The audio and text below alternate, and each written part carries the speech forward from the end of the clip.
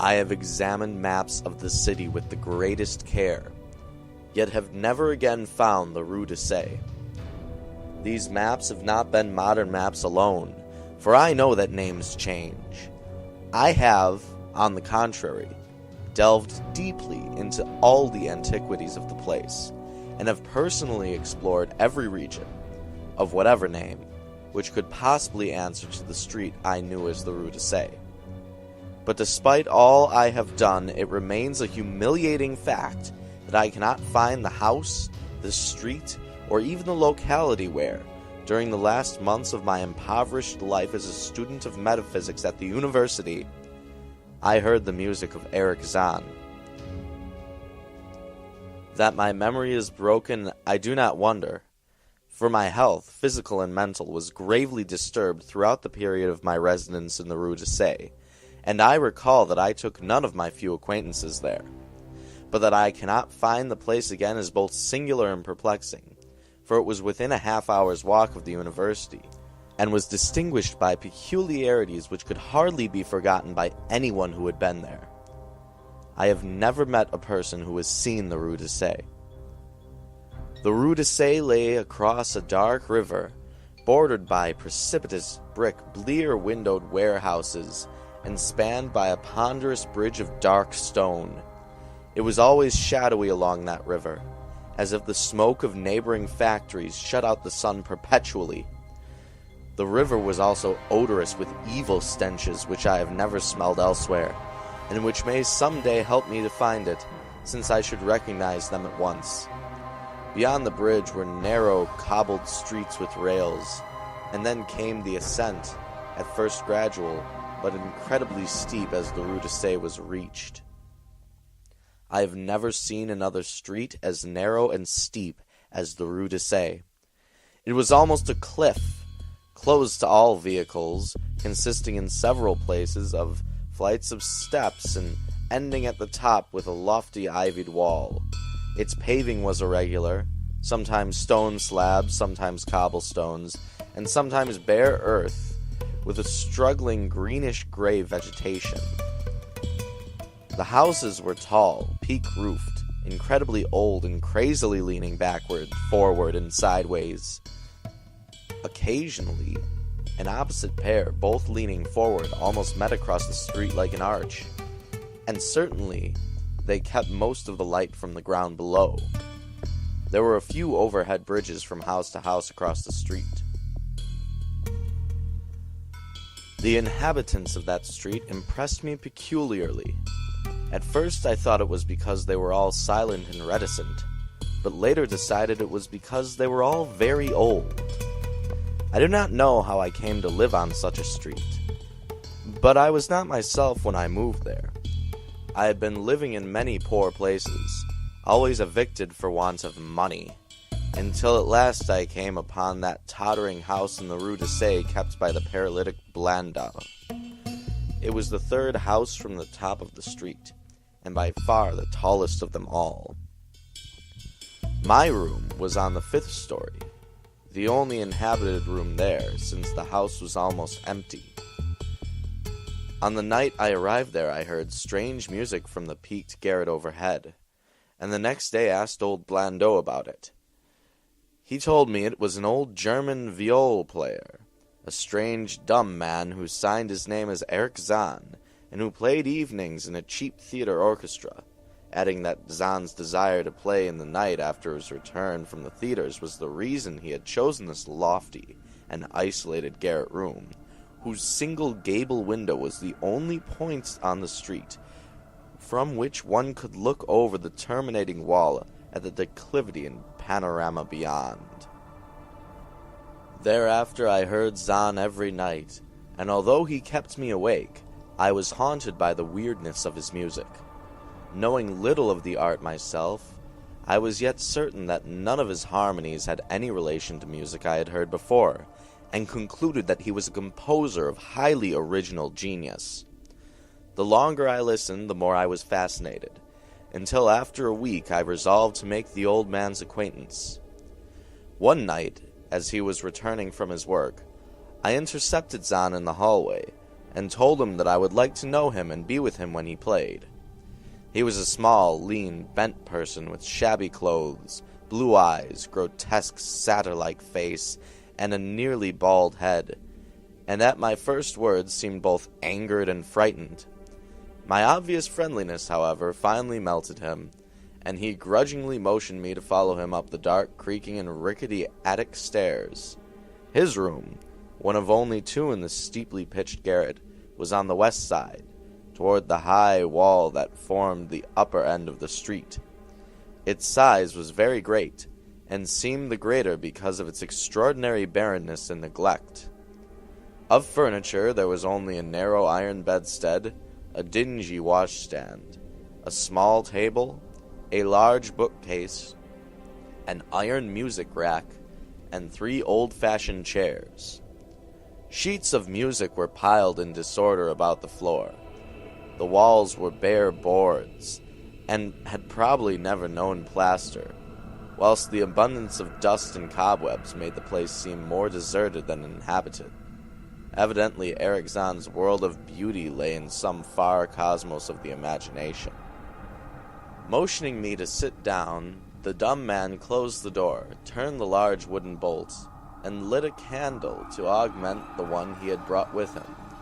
He now removed his viol from its moth-eaten covering, and taking it, seated himself in the least uncomfortable of the chairs.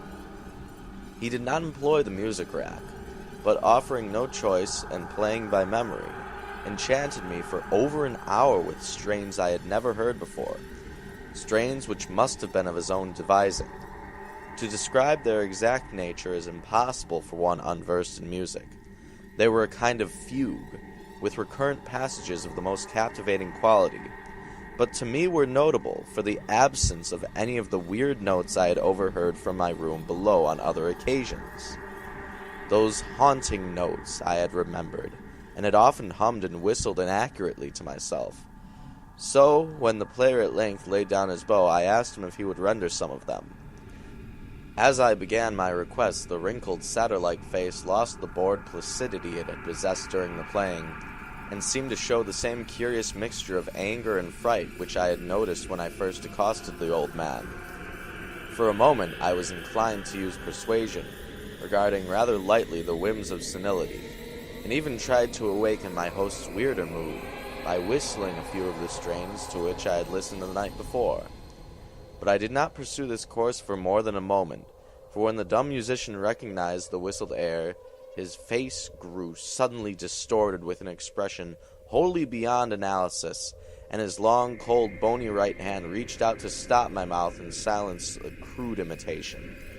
As he did this, he further demonstrated his eccentricity by casting a startled glance toward the long curtained window, as if fearful of some intruder, a glance doubly absurd since the garret stood high and inaccessible above all the adjacent roofs, this window being the only point on the steep street, as the concierge had told me, from which one could see over the wall at the summit.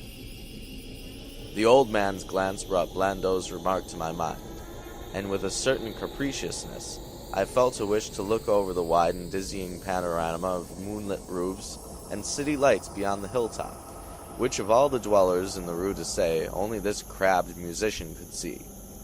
I moved towards the window, and would have drawn aside the nondescript curtains, when with a frightened rage even greater than before, the dumb lodger was upon me again, this time motioning with his head towards the door, as he nervously strove to drag me thither with both hands. Now thoroughly disgusted with my host, I ordered him to release me, and told him I would go at once. His clutch relaxed, and as he saw my disgust and offense, his own anger seemed to subside. He tightened his relaxing grip, but this time in a friendly manner, forcing me into a chair, and then with an appearance of wistfulness crossing to the littered table, where he wrote many words with a pencil, in the labored French of a foreigner. The note which he finally handed me was an appeal for tolerance and forgiveness. Zann said that he was old, lonely, and afflicted with strange fears and nervous disorders connected with his music and with other things. He had enjoyed my listening to his music, and wished I would come again and not mind his eccentricities, but he could not play to another his weird harmonies, and could not bear hearing them from another, nor could he bear having anything in his room touched by another. He had not known until our hallway conversation that I could overhear his playing in my room, and now asked me if I would arrange with Blando to take a lower room, where I could not hear him in the night. He would, he wrote, defray the difference in rent. As I sat deciphering the execrable French, I felt more lenient toward the old man. He was a victim of physical and nervous suffering, as was I, and my metaphysical studies had taught me kindness.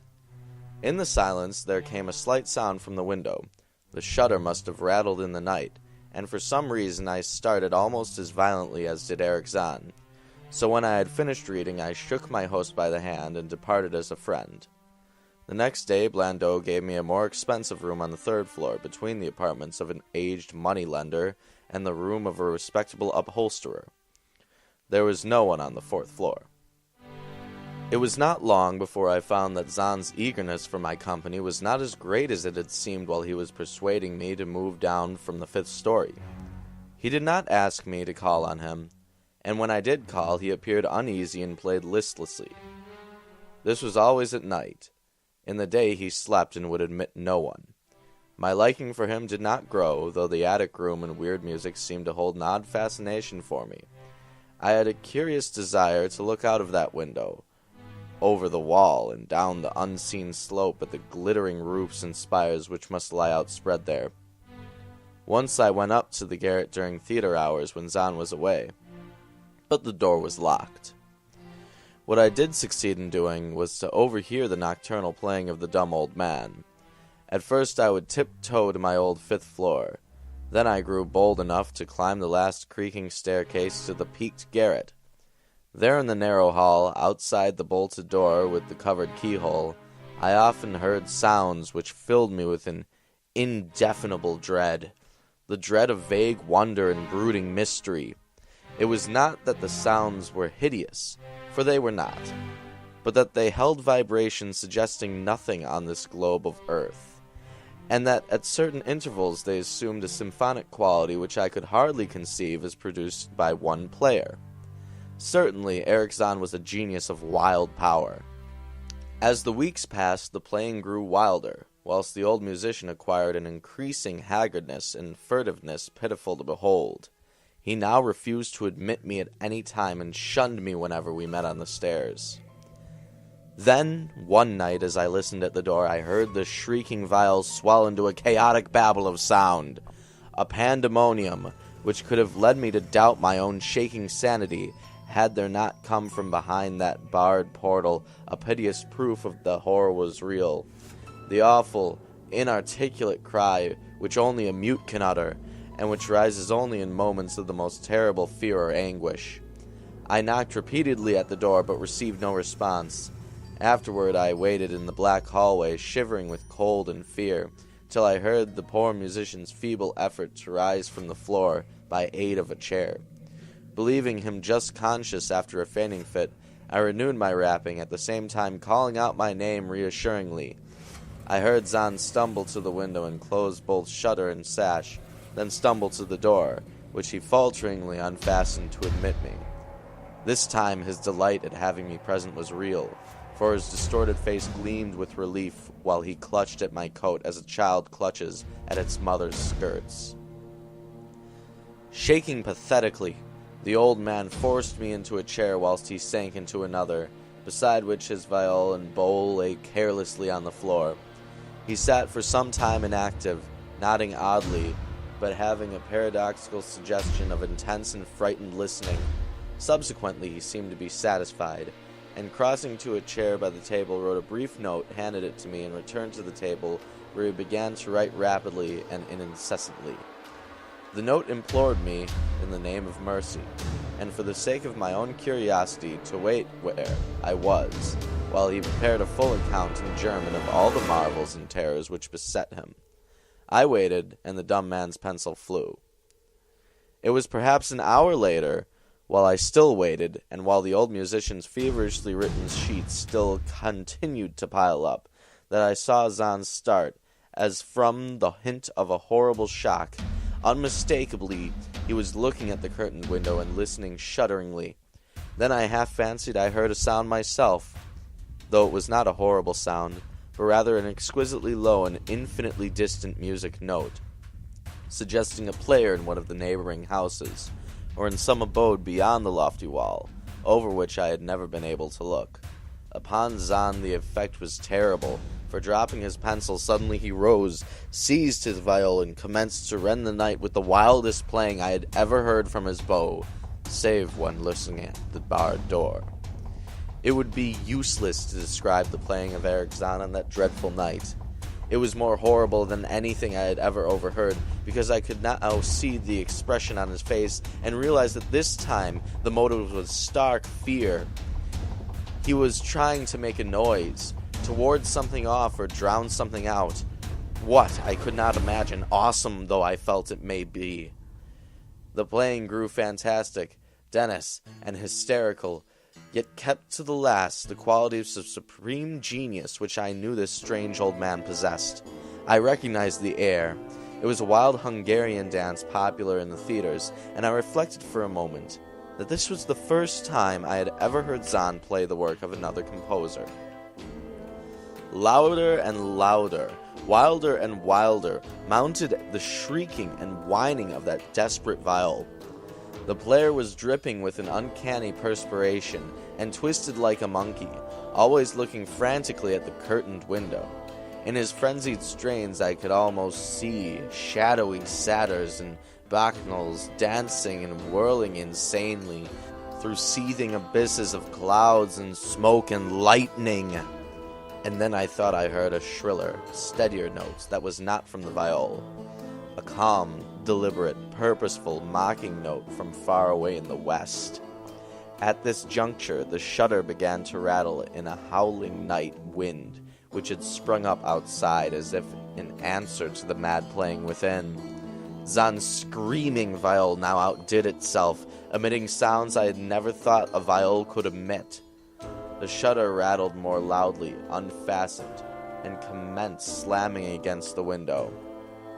Then the glass broke, shiveringly under the persistent impacts, and the chill wind rushed in, making the candles sputter and rustling the sheets of paper on the table where Zann had begun to write out his horrible secret. I looked at Zann and saw he was past conscious observation. His blue eyes were bulging, glassy, and sightless, and the frantic playing had become a blind, mechanical, unrecognizable orgy that no pen could even suggest. A sudden gust, stronger than the others, caught up the manuscript and bore it down toward the window. I followed the flying sheets in desperation, but they were gone before I reached the demolished panes. Then I remembered my old wish to gaze from this window, the only window in the Rue de Sèvres from which one might see the slope beyond the wall, and the city outspread beneath. It was very dark, but the city's lights always burned, and I expected to see them there amidst the rain and wind.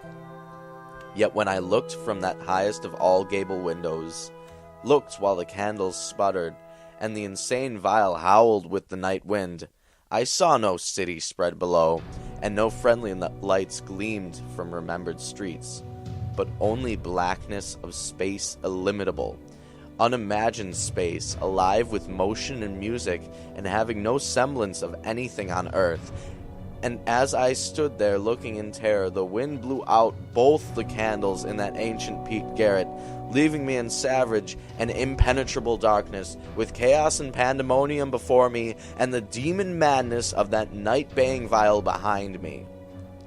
I staggered back in the dark, without the means of striking a light, crashing against the table, overturning a chair, and finally groping my way to the place where the blackness screamed with shocking music.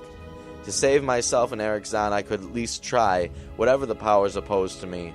Once I thought some chill thing brushed me, and I screamed, but my scream could not be heard above that hideous viol. Suddenly, out of the blackness, the madly swaying bow struck me, and I knew I was close to the player. I felt ahead and touched the back of Zann's chair, and then found and shook his shoulder in an effort to bring him to his senses. He did not respond, and still the viol shrieked on without slackening. I moved my hand to his head, whose mechanical nodding I was able to stop, and shouted in his ear that we must both flee from the unknown things of the night. But he neither answered me, nor abated the frenzy of his unutterable music, while all through the garret strange currents of wind seemed to dance in the darkness and babble. When my hand touched his ear I shuddered, though I knew not why. Knew not why till I felt his face. The ice-cold, stiffened, unbreathing face whose glassy eyes bulged uselessly into the void. And then by some miracle, finding the door and the large wooden bolt, I plunged wildly away from that glassy-eyed thing in the dark, and from the ghoulish howling of that accursed vial, whose fury increased even as I plunged. Leaping, floating, flying down those endless stairs through the dark house, racing mindlessly out of the narrow, steep, and ancient street of steps and tottering houses, clattering down the steps and over cobbles to the lower streets and the putrid canyon-walled river, panting across the great dark bridge to the broader, healthier streets and boulevards we know. All of these are terrible impressions that linger with me, and I recall that there was no wind, and that the moon was out, and that the lights of the city twinkled. Despite my most careful searches and investigations, I have never since been able to find the Rue de Sey, but I am not wholly sorry, either for this or the lost and undreamable abysses of the closely written sheets, which alone could have explained the music of Erich Zann.